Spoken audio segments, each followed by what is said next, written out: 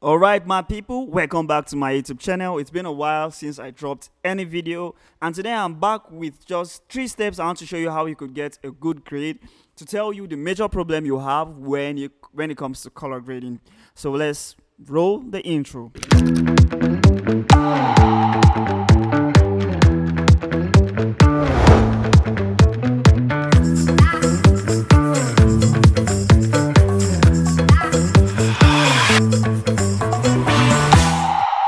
All right, so we will be using this clip. I have clips here. I could go through any of them to pick the one that we go. But I think we'll go with this one. So this is a group. I grouped this clip already, and I'd want us to go with this. And I have my lots here at the end of the group. So when I put this, you'll notice the change. Before, after. Let me take a still of the before and the after with my lots on it.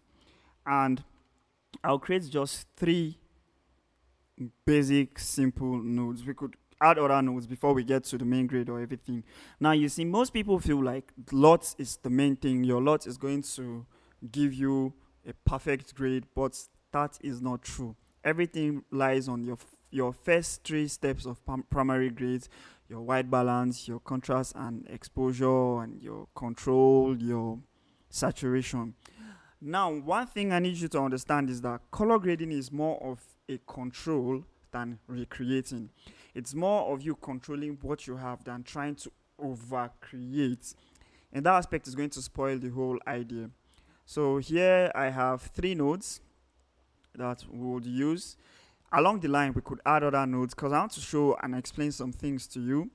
Here in our first node is going to be our white balance. I will just put this on linear. Yeah. Here will be our exposure and contrast. Yeah. And I'll leave this for saturation. Let's just have this 3 for now.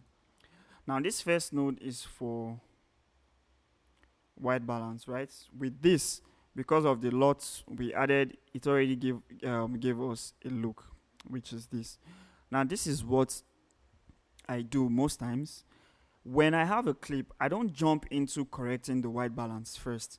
What I need to know from the cinematographer or the director is to know, was this meant to be a warm look or a cold look, just to know the idea behind the image. Now, most people, when they get an image, the first thing they want to do is the white balance, just to create separation. That's all they have in their mind. And sometimes when you try to force creating separation, because of the light condition of the image, it does not allow you to make proper changes, because when the cinematographer was shooting, he had a certain light in mind, maybe a warm light, because that's the look he was looking for. And now you are forcing too much blues into the image. Now it's going to disrupt you from allowing or selecting perfect skins. Can you see?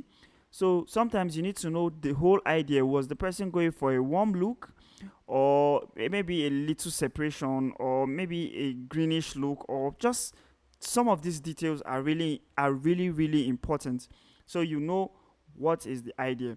So for now, I'm not really concerned about the white balance. What I'm concerned about here is getting a proper skin. This is not bad, but I think I want to push it a bit towards red, but not too much. So let me do it before and after. Yeah, now I'm good. I think I'm kind of okay with this. So what will I do next? Now I want to work on my exposure, and this is one of the ways I like to work with my grade. Now if I say I want to boost my highlights, and my, what's it called, shadows. Now you can see what's happening to this image. It's like it's being blown out, right? So sometimes what I do, instead I push the middle, which is my gamma, and then I start fixing my highlights. It's gonna look washed out a little, don't worry. But I'm trying to show you something, how it works best for me. Now with this, I'm trying to check these areas because I want to make sure it's having a good control, right? Because if I boost this side up I'm going to blow these areas. So the next thing I can easily do now, I love using these curves because this selects the midpoints for me. And now I can start bringing in that contrast I was actually looking for. I'll show you different things I do to have like a clean contrast, a clean grade and all that. So I could, just easily put this way. I do this before, after. The next thing I do, I take my saturation down a little. I don't push saturation first. I take it down to like 40, and then still in my curves I can check the colors that need correction, like this blue. I would say I don't like the hue of the blue, so I want to like play with it to get a proper kind of blue that I can boost later on. Remember I said it's more of control over overdoing the whole thing. Now, the reason I don't like to boost saturation from the beginning is that sometimes the saturation just disturbs the whole image. Then my reds, maybe I want to just push it up to see the best point I could leave my red, somewhere around like this, before and after. And then still in my curves, I could, just push the middle to make her bright a bit. So this, and we have this before and after. So when I come back here in my saturation node now, I could decide to use different styles of saturation. Let me use the HSV and see what we have. And then, I'll boost my saturation to this level.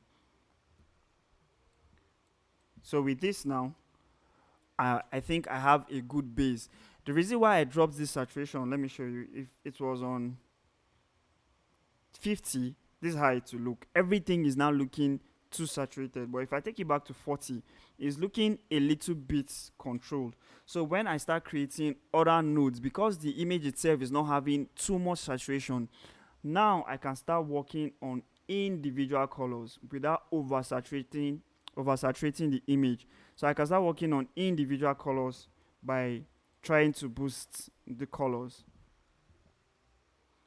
You can see I can boost my blue now instead of boosting the overall saturation itself. You see what we have here. Now I can boost my blue to this level. My reds now, I don't want to affect the skin, so I can, just make a good selection on the red with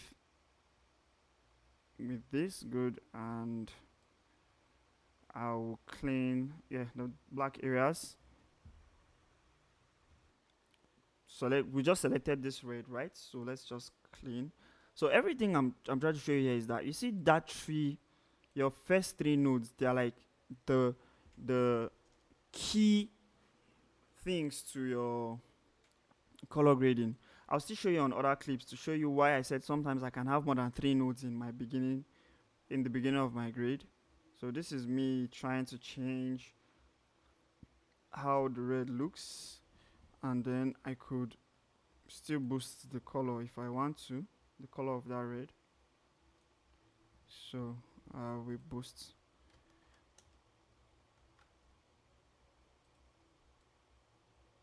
boosting the red while my skin is still in control.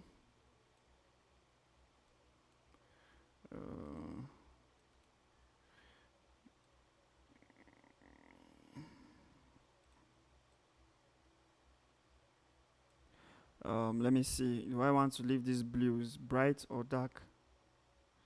Maybe darker a little bit.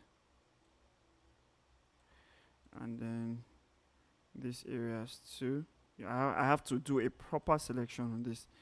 So you see, I'll take this up.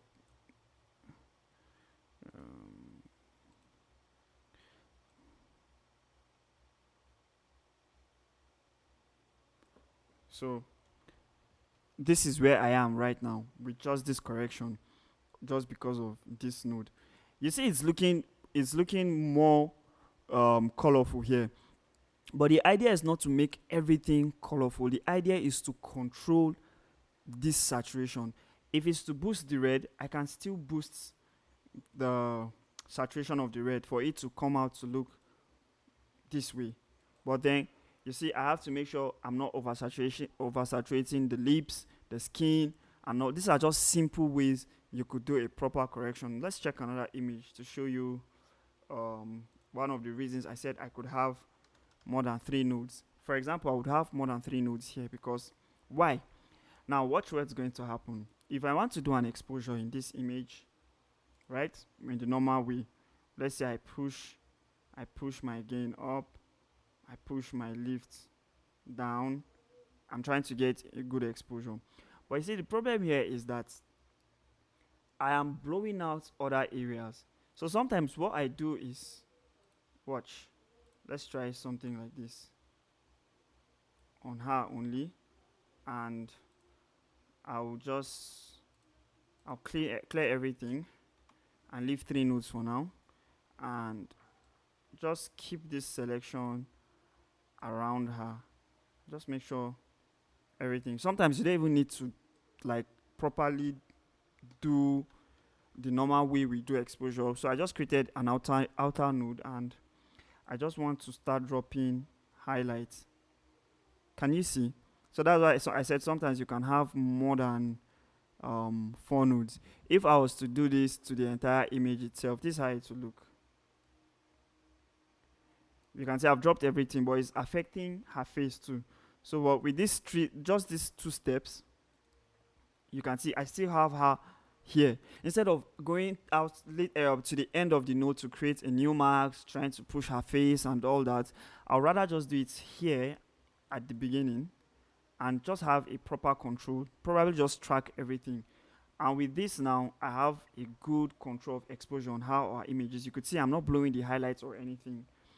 Then here, I could, let me check my Vetroscope and just make a good push. Just a good push. Maybe somewhere like this. And then in this node, remember I could still, maybe here I want to just do a little exposure, just bring down the highlights a little again, and with this I'm good. I don't need to reduce saturation in this particular clip because it looks controlled. So let's say I don't want these blues this way. The reason why I make these changes here, because how this work is, any change I do here, this node next here believes this correction I did is how the image looks originally. So if I can make any correction here of this blue, let me go back and select this blue and say I want to change the hue of this blue to like something like this, and then the greens, let me see, maybe I leave the greens something around this point, and then the yellows, maybe I want it a little bit greenish like this. Sorry, I was not supposed to do it here. I was supposed to do it in this node, but let's just assume that I did everything here. So let me just fix this a little bit. So now when I start creating my parallel nodes, because of this correction I just did here in this particular node, because of this correction, let me clear the parallel node and let me add saturation in this node.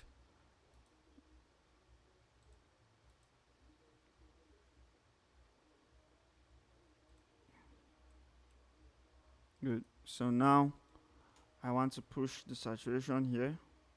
So I'll push and stop somewhere around here.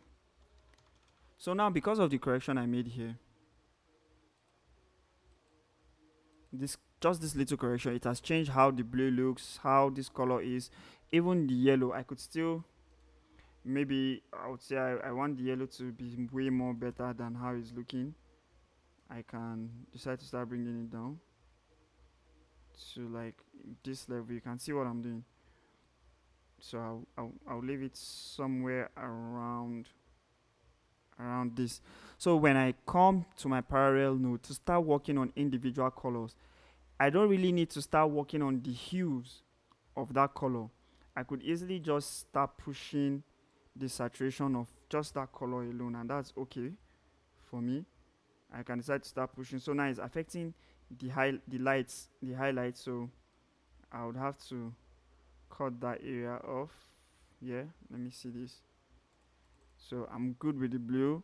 Maybe here I just want to work on the green. You can see what's happening. I can decide to maybe make it dark a bit. So let me come back to this node where we made those corrections. See what's going to happen. Can you see what's happening? So because this is how I want the original image to look, I could make this correction before I get here. So all these corrections I need to do will not be hard for me. Let me see another image that has too much exposure. Like this one, for example. Now, if we want to boost this image, right? If I want to boost this image, you see it can affect almost everywhere. So let's say I do something like this. I will have a circle again, something around here, and I'll adjust to the main focus. Yeah. And then I can now have an outside node where I'll do what? Reduce highlights around. Can you see even my sky? Now it's becoming too much, but I can leave it around somewhere like this. So now even my sky has a good control, and I still have a proper reflection on my subjects where I could still work on my curves, as I love to give her that level of contrast. And like this. So in my first node I could have my white balance, and then my last node I can have my saturation.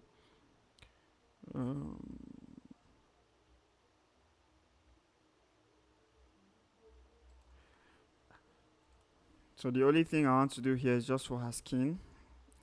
I can leave this, is still okay, but I can still decide to maybe push a little somewhere like this, and I can just do the HSV saturation, and I can decide to push this saturation. Hold on.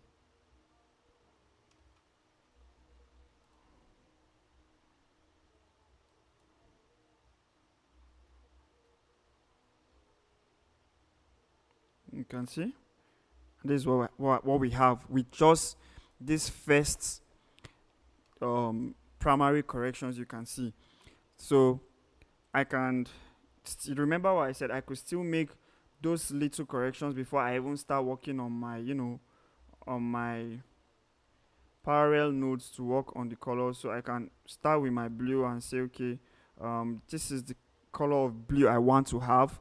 My yellow, I could push and say I want the yellow to look something like this, and I want the greens to be maybe more greenish, something like this. And I've done these corrections. This alone looks like a professional grid before I even go far. So your LUT is only just there to help you get a look, but the main work is on you to have a proper grid. So I'll see you all in my next class. Thank you once more for coming back, and make sure you like, share, and subscribe, and comment on my videos. I'll see you all in my next class. Bye.